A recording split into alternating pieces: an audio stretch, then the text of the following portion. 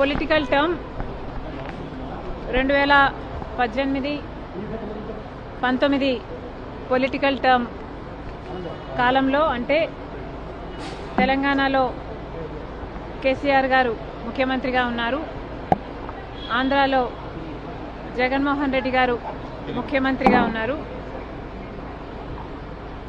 ఇద్దరు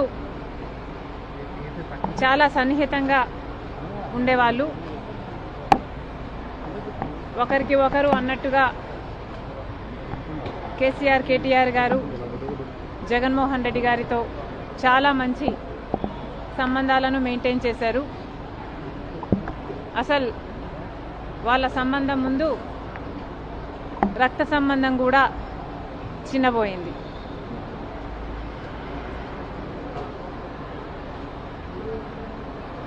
తెలంగాణలో phone tapping జరిగింది అన్నమాట ముమ్మాటికి నిజం. మరి ఈ ఫోన్ ట్యాపింగ్ వ్యవహారం తెలంగాణ ముఖ్యమంత్రి, ఆంధ్ర ముఖ్యమంత్రి కలిసి చేసిన జాయింట్ ఆపరేషను లేకపోతే ఇది షేర్డ్ ఇన్ఫర్మేషను నాకు తెలియదు. కానీ ఒక మాట అయితే స్పష్టంగా అర్థమైంది. అదేమిటంటే ఫోన్ ట్యాపింగ్ జరుగుతుంది, ఎంతమంది మీద జరుగుతుందో నాకు తెలియకపోయినా నా ఫోను ట్యాప్ అవుతుంది, నా భర్త ఫోను ట్యాప్ అవుతుంది, నా దగ్గర వాళ్ళ ఫోన్లు ట్యాప్ అవుతున్నాయి అన్న విషయం నాకు చాలా చాలా స్పష్టంగా అర్థమైంది. అసలు మా ఫోన్లు ట్యాప్ అవుతున్నాయి అన్న అంశాన్ని నిజానికి నిర్ధారించింది వైవి సుబ్బారెడ్డి గారే. స్వయంగా వైవి సుబ్బారెడ్డి గారే హైదరాబాద్లో మా ఇంటికి వచ్చారు. మా ఇంటికి వచ్చి మా ఫోన్లు ట్యాప్ అవుతున్నాయి అన్న అంశం నిర్ధారిస్తూ మా ఫోన్లు ట్యాప్ చేసిన ఒక కాన్వర్జేషను, ఒక ఆడియో కాన్వర్జేషను, వాళ్ళు ఫోన్ ట్యాప్ చేసిన కాన్వర్జేషను నాకే వినిపించారు.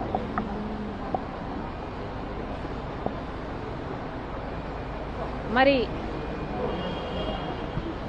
ఈ విషయం సుబ్బారెడ్డి గారు ఇప్పుడు ఒప్పుకుంటారా అంటే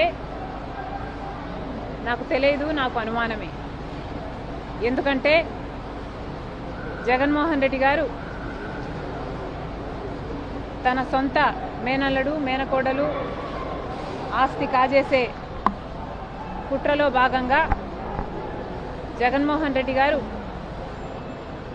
సాయిరెడ్డి గారికి, సుబ్బారెడ్డి గారికి ఎలా ఒత్తిడి చేశారో, ట్యూషన్లు పెట్టి మరి మీడియాలో ఎలా అబద్ధాలు మాట్లాడిచ్చారో సాయిరెడ్డి గారు స్వయంగా చెప్పారు. కాబట్టి ఇప్పుడున్న పరిస్థితుల్లో మరి సుబ్బారెడ్డి గారు ఈ విషయాన్ని ఒప్పుకుంటారో ఒప్పుకోరో నాకు తెలియదు. కానీ ఇది నిజమని నేను ఏ ఇన్వెస్టిగేషన్ ముందరైనా చెప్పగలను, బైబిల్ మీద ప్రమాణం చేయగలను, నా బిడ్డల మీద ప్రమాణం చేసి ఇది నిజమని ఎక్కడైనా చెప్పగలను.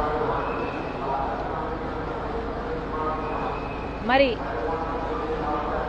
ఇలా నా ఇంట్లోనే నా ముందరే ఫోన్ ట్యాపింగ్ చేసిన ఆడియోలు నాకే వినిపిస్తే మరి నేనేం చేశాను అని మీరు నన్ను అడగొచ్చు. ఎందుకంటే ఫోన్ ట్యాపింగు అన్ఎథికలే కాదు, ఇల్లీగల్ కూడా. మరి అంత పెద్ద విషయాన్ని మా ఇంట్లో నా ముందరే బయట పెడితే నేనేం చేశాను అని మీరు నన్ను ప్రశ్నించవచ్చు. కానీ ఇక్కడ నేను చెప్పాలనుకున్న సంజాయిషి ఏమిటంటే అప్పట్లో ఒకవైపు తెలంగాణలో కేసీఆర్ గారు ముఖ్యమంత్రిగా ఉన్నారు, ఆంధ్రప్రదేశ్లో జగన్మోహన్ రెడ్డి గారు ముఖ్యమంత్రిగా ఉన్నారు. ఇటు తెలంగాణలోనైనా ఇటు ఆంధ్రాలోనైనా కేసీఆర్ గారు జగన్మోహన్ రెడ్డి గారు చేస్తున్న అరాచకాలతో పోలిస్తే ఫోన్ ట్యాపింగ్ అంశం చాలా చిన్నదిగా కనిపించింది. ఒకవైపు జగన్మోహన్ రెడ్డి గారికి నేను తోడబుట్టిన చెల్లెలిని, ఆ విషయం కూడా మర్చిపోయి రాజశేఖర రెడ్డి గారి బిడ్డనని మర్చిపోయి జగన్మోహన్ రెడ్డి గారు నేను రాజకీయంగా ఆర్థికంగా ఎదగకూడదు అన్న ఉద్దేశంలో నన్ను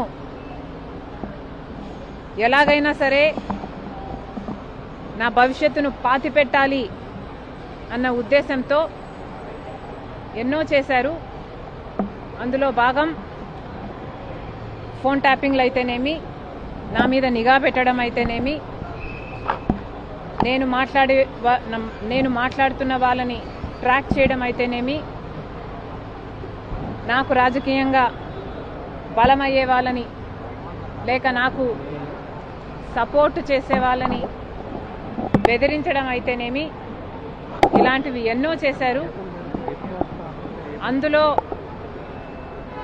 భాగంగానే ఈ ఫోన్ ట్యాపింగ్ కూడా చేశారు. జగన్మోహన్ రెడ్డి గారు నా మీద చేసిన అత్యాచారాలలో ఫోన్ ట్యాపింగ్ అనేది చాలా చిన్నది. అసలు నేను ఊపిరి తీసుకోవడమే కష్టం చేశారు జగన్మోహన్ రెడ్డి గారు.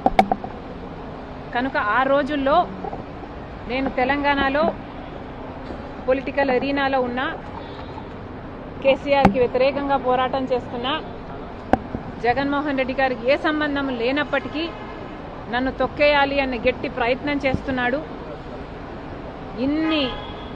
ఇంతమంది ఇన్ని ఫోర్సెస్తో పోరాటం చేయడం వాస్తవానికి నాకు చాలా కష్టంగా ఉన్నింది. Therefore, I could not fight every battle. I had to choose which battle to fight, and our time lo I could not afford to fight this phone tapping issue.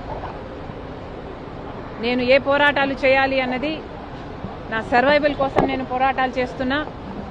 కాబట్టి ఆ పర్టికులర్ టైంలో ఫోన్ ట్యాపింగ్ ఇష్యూ మీద నేను పోరాటం చేయలేకపోయినా, in spite of knowing that is illegal, unethical and against my constitutional rights. కానీ ఇప్పుడు నేను చెప్తున్నాను, ఫోన్ ట్యాపింగ్ జరిగిన మాట వాస్తవం, ముమ్మాటికి నిజం. ఈ కాన్వర్జేషను సుబ్బారెడ్డి గారు వైసీపీ నాకు సొంతంగా వినిపించింది. ఇది నిజం. కాబట్టి ఇప్పటికైనా నేను అప్పుడు చేయలేని పోరాటం, ఇప్పుడు ప్రభుత్వాలు మారాయి, ఇక్కడ రేవంత్ అన్నగారు ఉన్నారు, అక్కడ చంద్రబాబు గారు ఉన్నారు, కనీసం ఇప్పుడైనా ఈ ఇష్యూను చాలా సీరియస్గా తీసుకోవాలి. ఎక్కడ ఏ ఎంక్వైరీకి రమ్మన్నా నేను కూడా రావడానికి సిద్ధంగా ఉన్నాను. తప్పు జరిగింది, ఆ తప్పుకు శిక్ష కూడా పడాల్సిన అవసరం ఉంది. అంటే ఎంక్వైరీనైనా మీరు ఏమన్నా ఫిర్యాదు చేసే అవకాశం ఉందా? నేను ఫిర్యాదు చేయాలి అనుకుంటే జగన్మోహన్ రెడ్డి గారు నాకు ఎంఓయూ రాసిచ్చిన రోజే ఇది అమలు చేయటం లేదు అని ఫిర్యాదు చేసేదాన్ని. నిజానికి సొంత తల్లిని కోర్టుకి ఈడ్చింది జగన్మోహన్ రెడ్డి గారు. నాకు పర్సనల్ గ్రడ్జెస్ లేవు అని నిరూపించుకోవడానికి మేబీ నేను పర్సనల్ ఫిర్యాదు చేయకపోవచ్చు, కానీ నేను చెప్పాలనుకుంటున్నది ఇది సోషల్ ఇష్యూ. ఇక్కడ తప్పు జరిగింది, చాలామంది ఫోన్లు ట్యాప్ అయ్యాయి. ప్రభుత్వాలు should get to the bottom of this.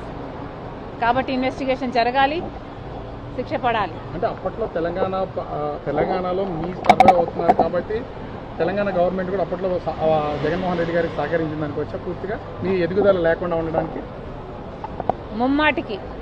ముమ్మాటికి జగన్మోహన్ రెడ్డి గారు కేసీఆర్ సంబంధం, జగన్మోహన్ రెడ్డి గారు కేటీఆర్ సంబంధం, ముందు రక్త సంబంధం కూడా చిన్నబోయింది. అంతకుముందు అంటే మీకు సంబంధించినటువంటి కొంతమంది అనుచరులను కూడా ఉన్నత స్థాయి పోలీస్ అధికారులు కొంతమంది బెదిరించారు ఈ ఫోన్ ట్యాపింగ్ కేసులు అనేది కొన్ని వార్తలు. ఒక ఉన్నత స్థాయి పోలీస్ అధికారులే కాదు, ఏ లెవెల్లో ఏ బెదిరింపులు ఏ ఒత్తిళ్లు చేయాలో అన్నీ చేశాడు జగన్మోహన్ రెడ్డి.